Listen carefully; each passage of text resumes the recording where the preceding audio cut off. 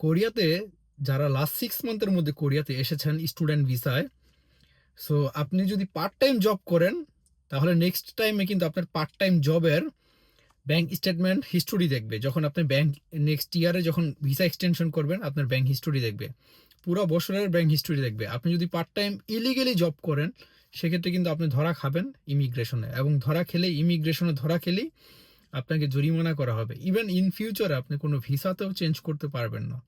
So যারা illegally কোরিয়াতে part time job করবে তাদের কিন্তু নেক্সট টাইমে ভিসা এক্সটেনশনের প্রবলেম হবে। সো আজকে মে মাসের 13 তারিখ, সরি আজকে মে মাসের 14 তারিখ। আজকেও আপনার আনসান ইমিগ্রেশন, সোয়ান ইমিগ্রেশন, এবং আপনার ঘংজু ইমিগ্রেশন, এবং সোলের নাম্বু ইমিগ্রেশন, মোটামুটি আজকে 110 জনকে 110 জন 110 স্টুডেন্টকে ধরে আজকে আপনার 2 মিলিয়ন ওন করে পেনাল্টি বা জরিমানা করছে।